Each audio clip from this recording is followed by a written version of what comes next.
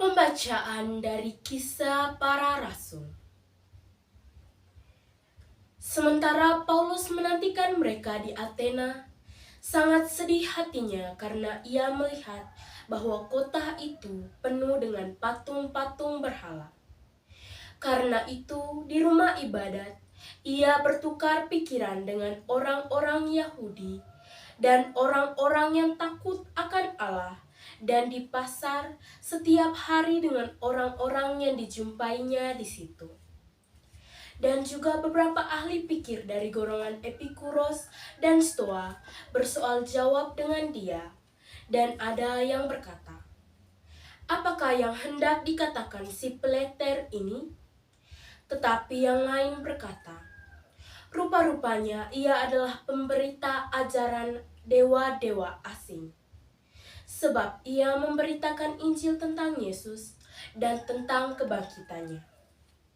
Lalu mereka membawanya menghadap sidang Areopagus dan mengatakan, "Bolehkah kami tahu ajaran baru mana yang kau ajarkan ini?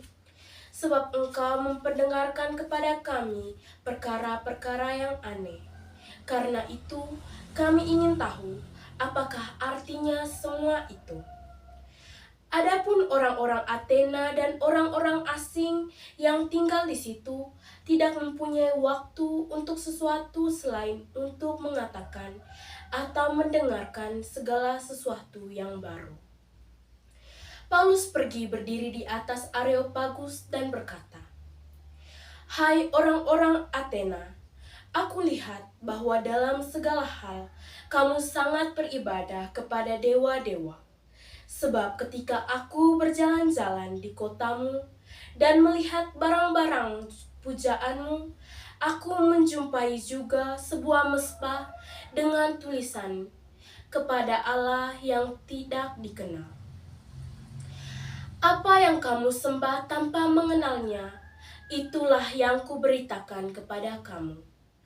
Allah yang telah menjadikan bumi dan segala isinya, Ia yang adalah Tuhan atas langit dan bumi, tidak diam dalam kuil-kuil buatan tangan manusia, dan juga tidak dilayani oleh tangan manusia, seolah-olah ia kekurangan apa-apa, karena dialah yang memberikan hidup dan nafas dan segala sesuatu kepada semua orang.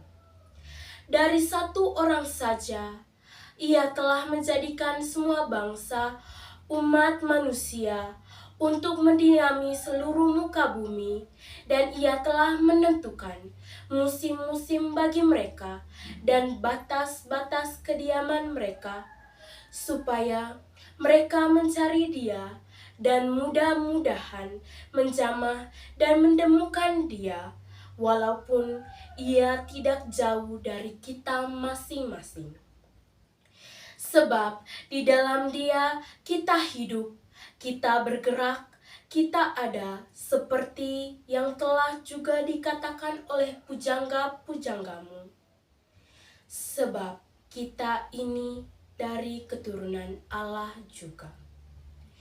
Karena kita berasal dari keturunan Allah, kita tidak boleh berpikir bahwa keadaan ilahi sama seperti emas atau perak, atau batu, ciptaan kesenian dan keahlian manusia.